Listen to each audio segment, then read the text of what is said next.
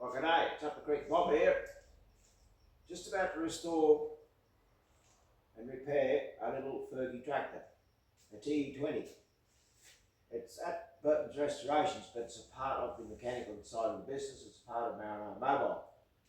Anyway, it's a job, it's a project.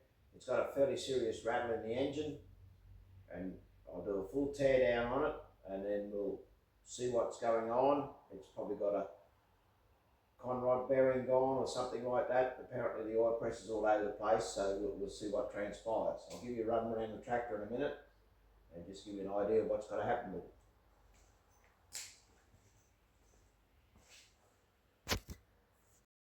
Just doing another shot there of the carburetor. Got a bit better light on the situation. But anyway, I'll explain that a bit more as I go on. I'll get some better lights set up, and I'll show the process of taking the carburetor off and things like that, and get my gimbal in a better position to do all that. So anyway, just stay tuned to see what's going to transpire with this little project. The first thing that'll have to happen with this thing is we'll have to remove the fuel tank, because I've got to go in there and get the cylinder head off first. We'll probably have to remove the distributor so it don't get damaged. Starter motor may have to come off. We go down here, and if it's a serious problem with the crankshaft, the sump will have to come off. It'll have to be split there, just in there where those joint is there, behind the starter motor. And all this front end will have to come off, which is going to be a reasonably serious sort of a job. It's got actually Massey Ferguson on there, te20, but I think it's just a straight grey fergy myself. Somebody's put that on there. We go the other side.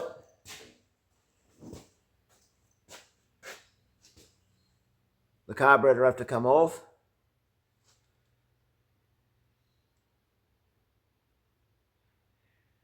The same story. Have to remove the sump, more than likely, if it's got a serious problem with the crankshaft.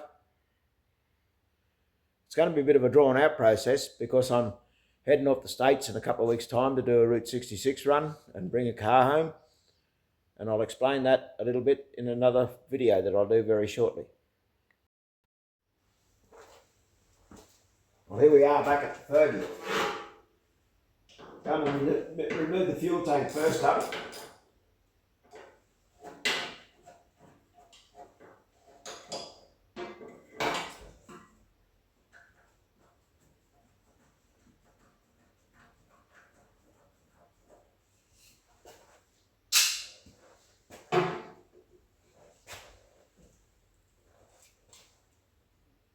A bit dark in this corner here.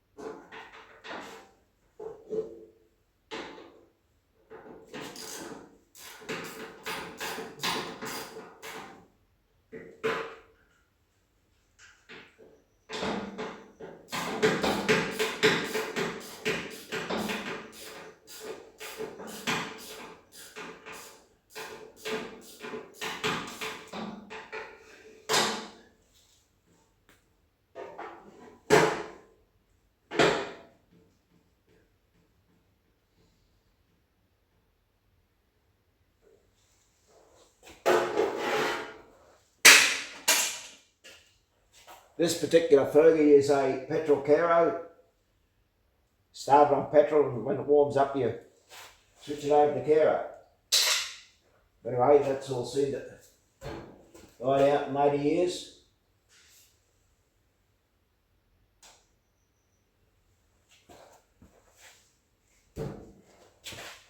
Fuel tank seems to be stuck on there pretty well. Probably hasn't been off in years. There we go. It was stuck on there. going to do now, I'm going to lay the hood down. Hood for USA and Canada and bonnet for Australia and England. We're all a bit different.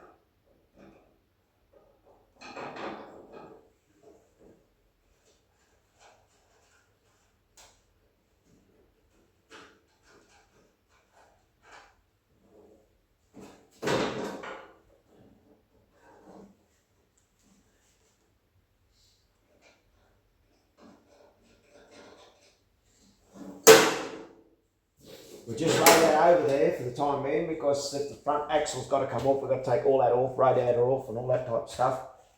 Now we can remove the fuel tank, I think.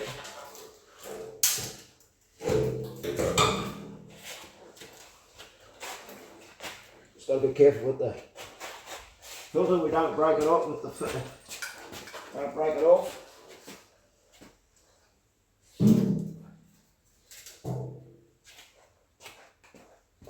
Righto, righto. Now we've exposed it all that we can do other things here. Take the carburetor off for a start.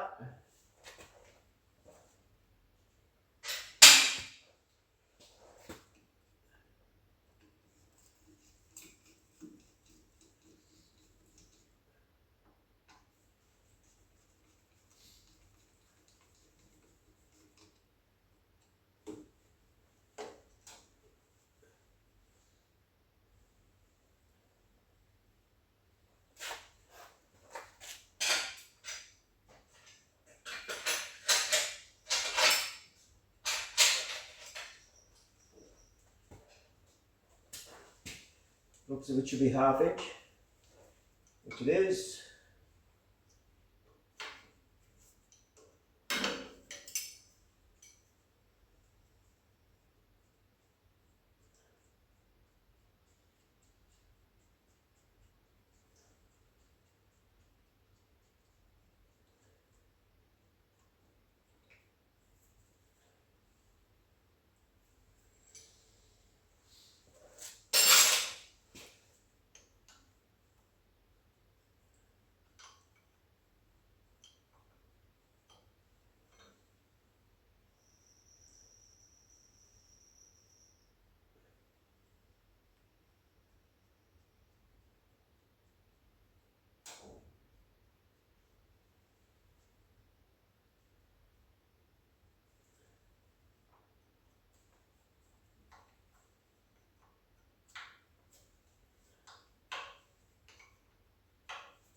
Just a little bit tricky there.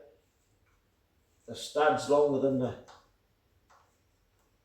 what it needs to be, and that won't come off properly.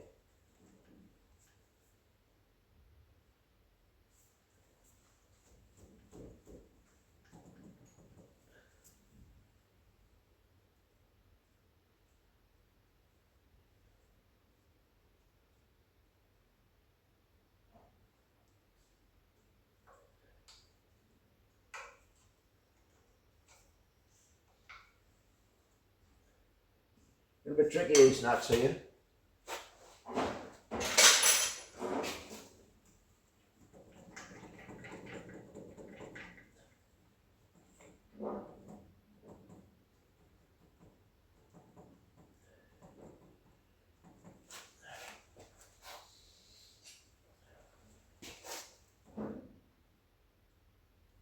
A bit of trouble getting it to slide down on the studs.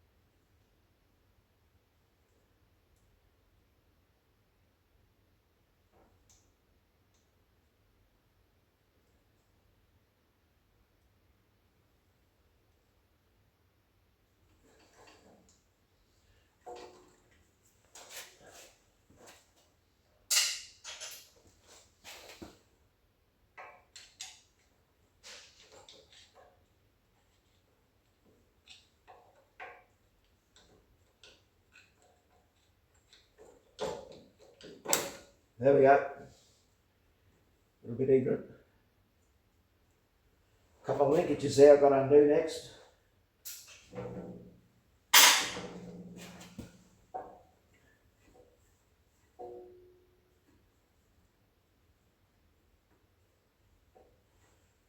There's a throttle linkage and also a choke cable. Anyway, I think I'll just leave that for the time being because we've got to go into the next stage, which is removing the cylinder head. I've got to go and round some gear up for that, so I think I'll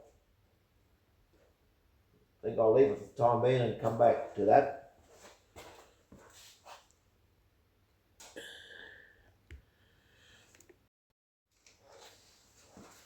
Righto, we're back again. I had a bit of sorting out to do. I had to go and get some heavy artillery. I had a bit of trouble with the linkage on the carburetor to get it off. So rather than use choice mechanics language, I went and got myself organised and got some better tools to do that job with.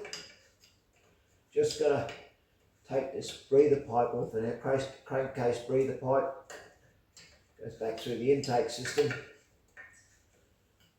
Just got to get rid of it so I can get the manifolds off. That's not the right size spanner. This one here that will fit, sort of.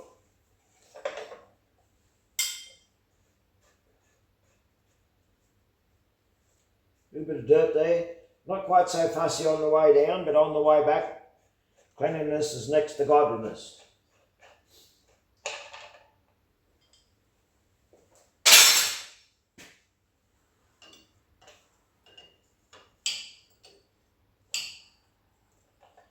Righto, let's get rid of that thing.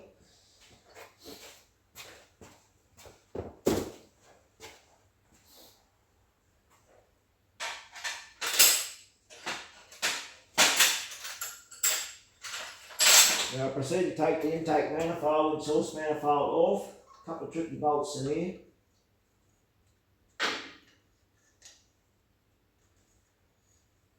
Socket won't quite go on it.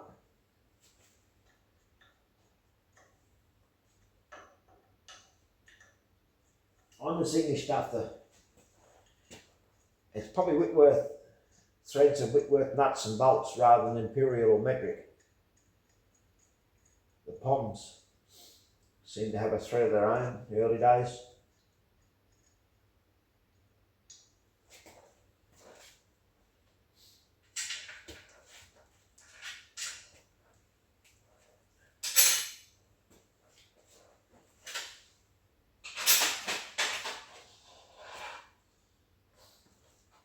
And of course, bolt and nut sizes were all different.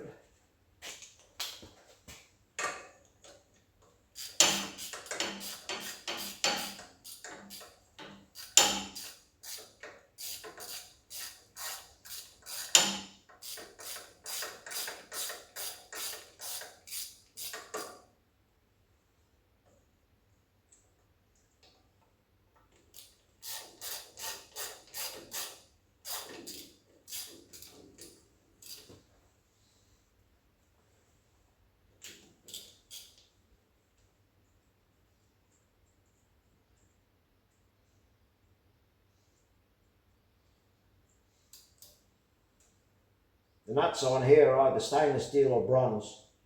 That's to stop them from rusting on with heat.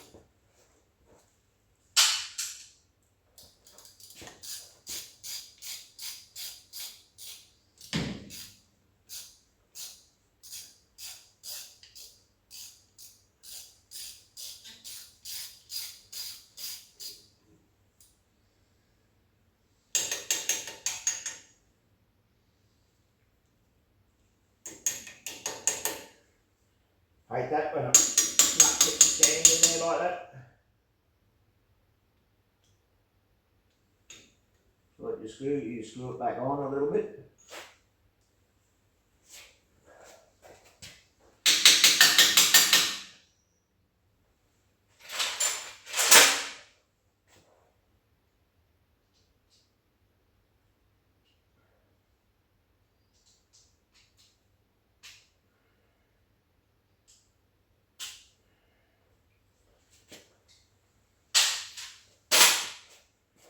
pair of pointy nose pliers did that job.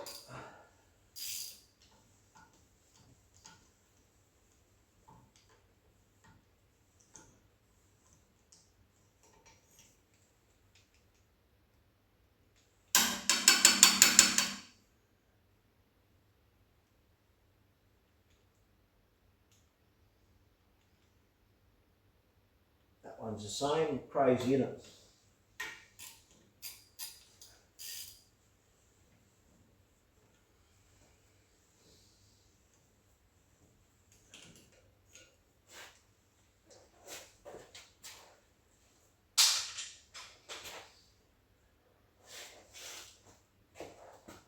Pointy nose trick again.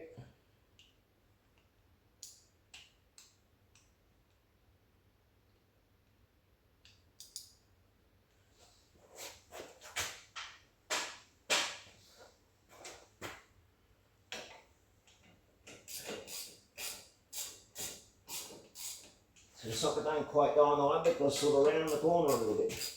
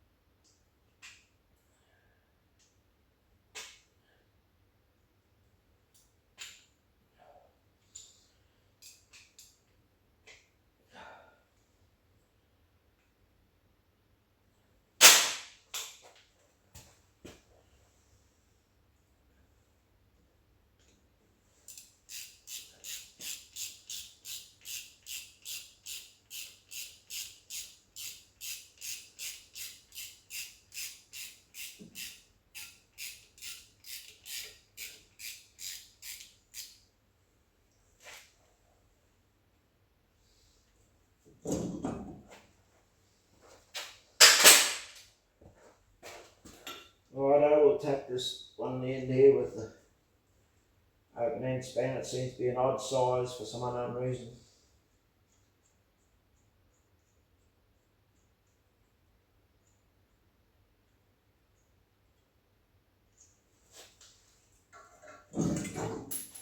Righto, that's the manifold.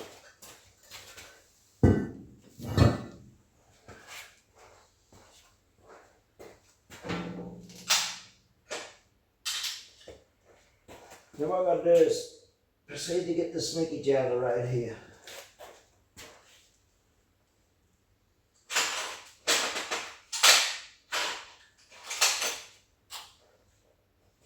Which has proven a bit of a nuisance with both the nuts not the same size.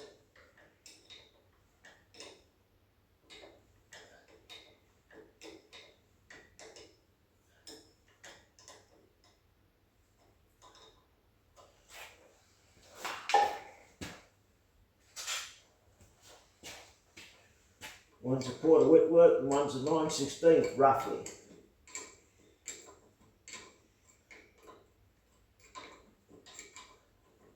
This is the throttle. This is the throttle linkage going back down to the governor control in the front of the time behind the timing chain and around the timing chain area. I haven't been into one of these engines, would you believe?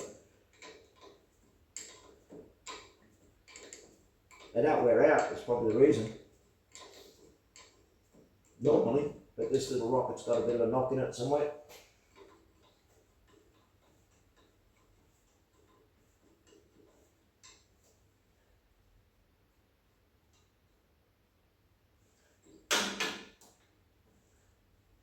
A bit of a pain when it's like that.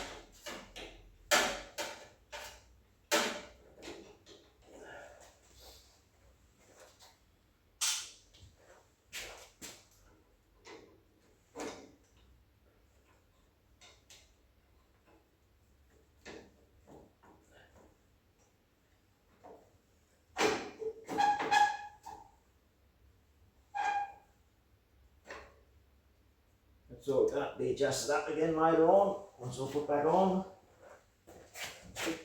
Now down here I've got a bit of a problem here with the throttle linkage, where the lever here goes.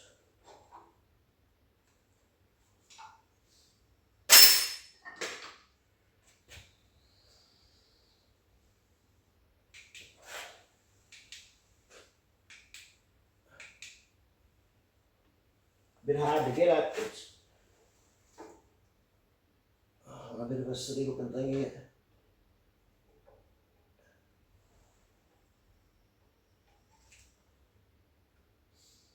The split pin in it.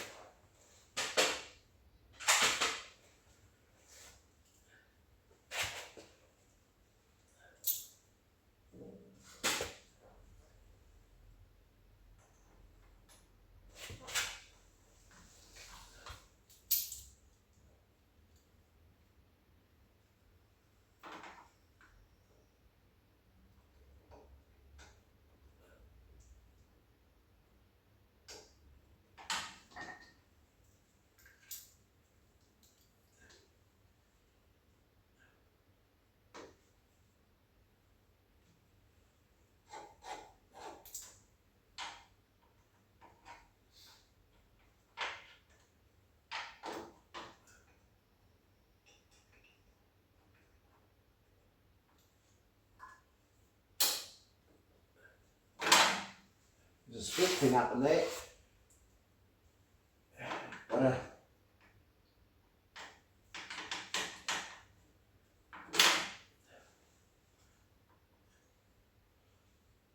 Be like a dentist and pull it out like a tooth.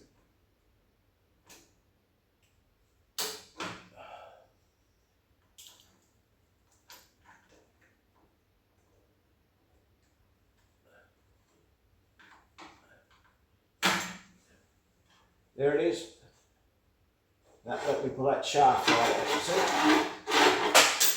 Righto. So now we can get serious and pull the cylinder head off. My optometrist tells me I need glasses, but anyway, half dark there, I got that out of there all right. I don't need glasses.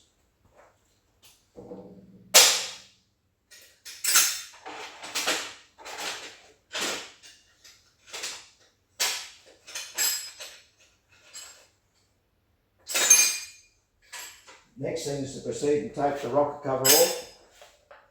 Not 9/16,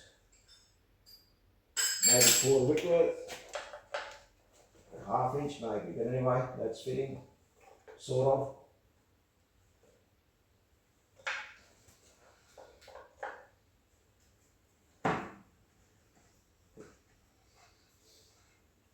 Those little pegs there go down into the rocker assembly.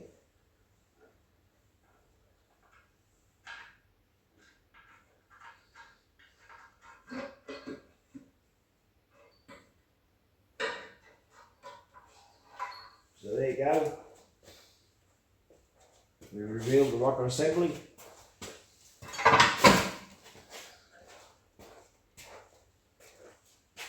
Now to be a different size again.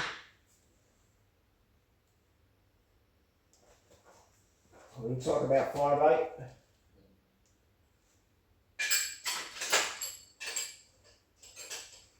Eleven 16ths, that's 11 16ths, that's too big. Might be 9 16ths.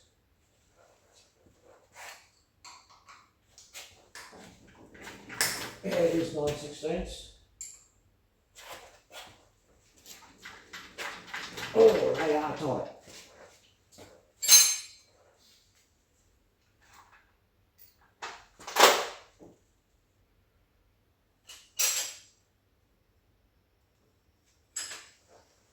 So I know a bush trick, when you can't find anything else, you do it like this.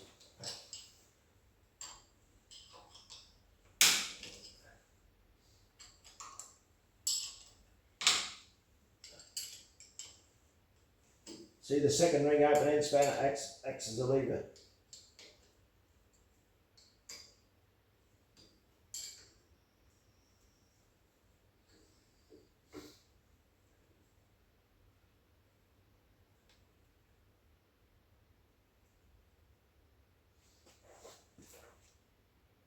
Next thing I've got to do is get all that water manifold there that's housing the thermostat and things like that.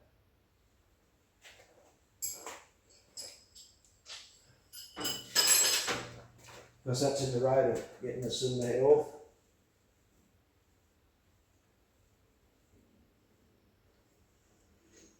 That's coming out as well. That's the unit. What we normally do with this stuff is throw it into the rocket cover.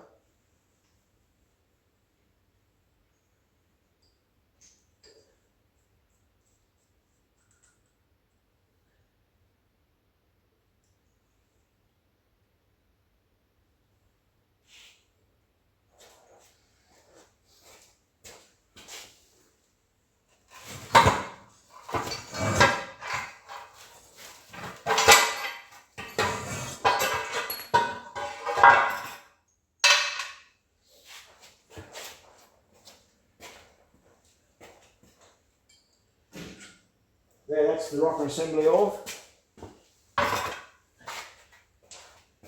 Now we can pull the push rods out. Doesn't particularly matter to keep them in order. Or on some engines it probably is recommended. The more modern engines. Why I'm giving it a bit of a shake is that the cam follower is stuck to the bottom of it. Just with suction of oil and whatever.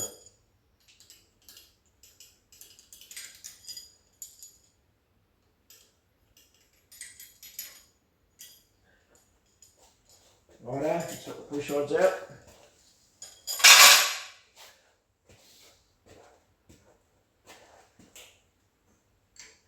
Now that's going to be all over the place, all different sizes, whatever by the look of it.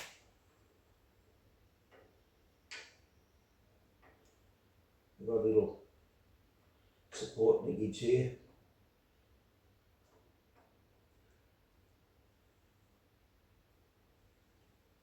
Which is going to have to be removed, just got a split pin in it.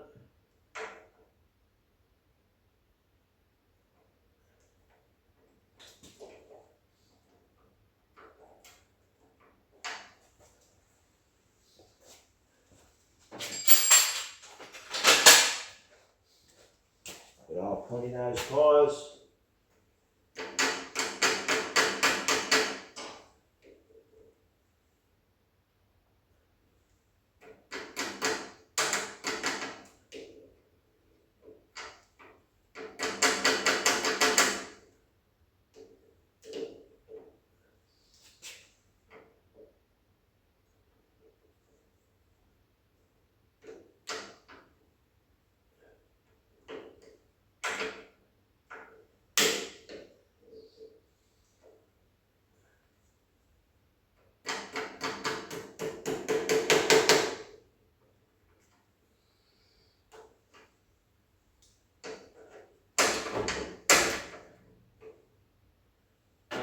Half this bit broken half.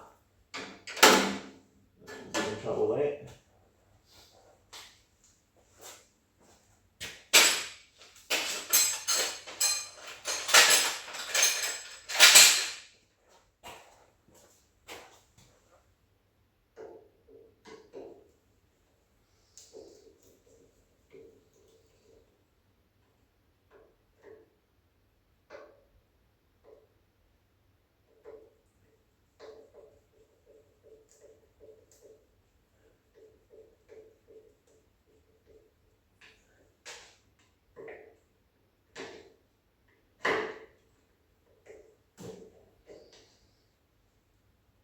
Bypass those over here, just got the root. Radiator's still got water in it, but that doesn't matter. Run out the floor and soak up the rest of it.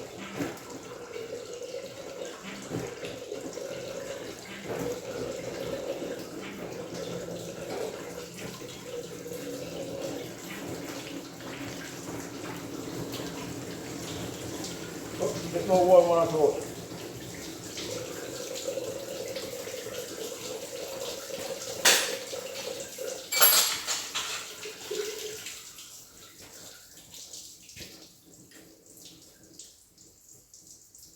Must be half inch.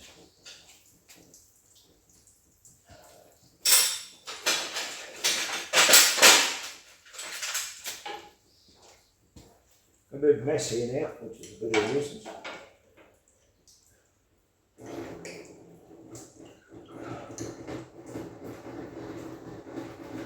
They are half-inch but they're in a very difficult spot.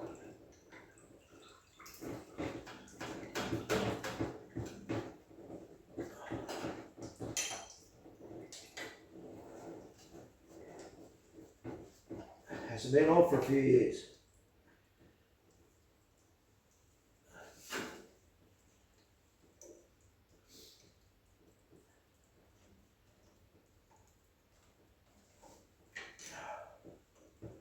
But if I take the whole housing off, there should be a thermostat in there somewhere, all being well. Thermostat governs the temperature of the water.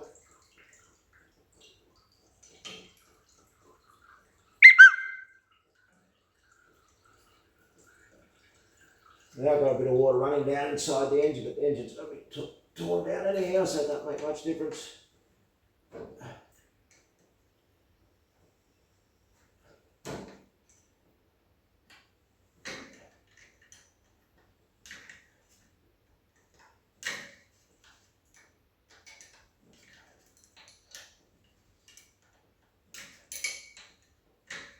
Yeah. A lot of these areas, like, you know, use a rattle gun, but you can't use a rattle gun because you can't get in there with a rattle gun. As simple as that. So therefore, you've got to use the old ring open ends pattern. No options.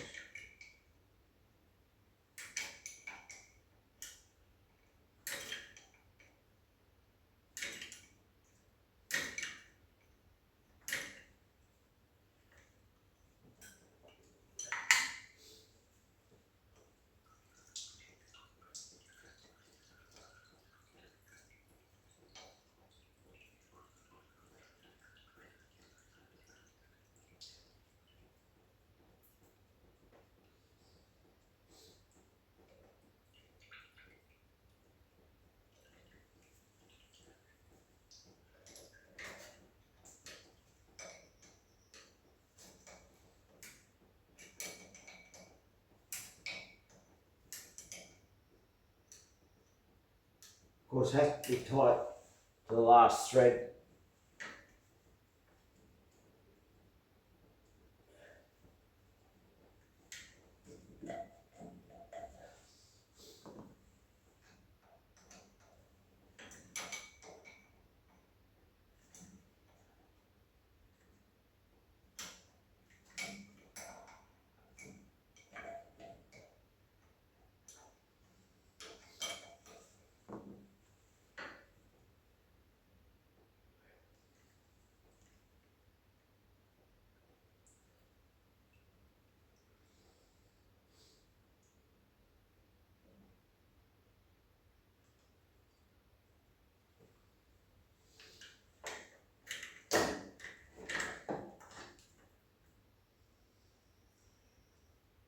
The temperature going stuck in there. Anyway, I'll just lay it in there for the time being. That exposes the head. I'll get the head off there at that rate.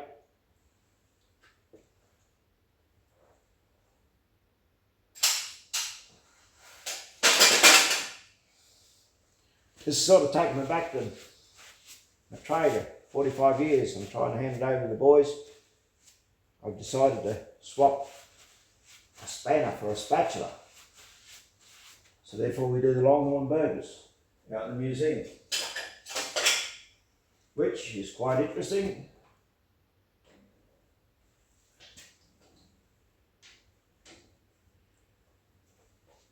Alright, this is where it gets interesting. Well, here we are, got the head off.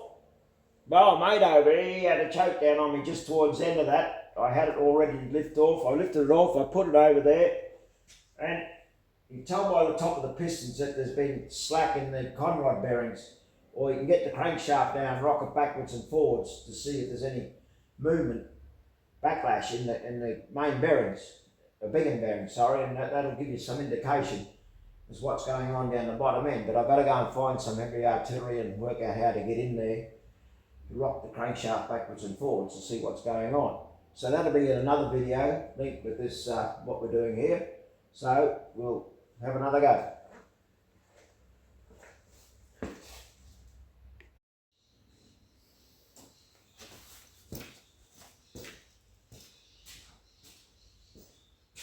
Well, here we are back at the fergy again. As I was explaining about wriggling the crankshaft backwards and forwards, like I'm doing this with the fan, and you can, it's just a wee little bit of movement there you can feel in the bottom end. The piston's not moving, and I can feel a pause there, meaning it is wear in the conrod. So whether it's just worn the bearing out or whether it's damaged the crankshaft, we're not sure yet.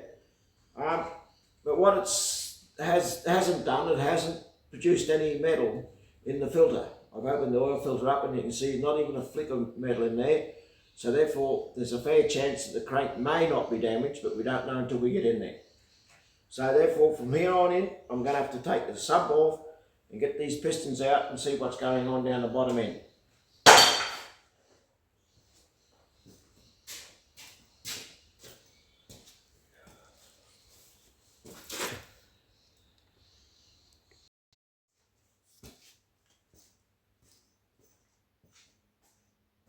Well, here we are back at the fergy.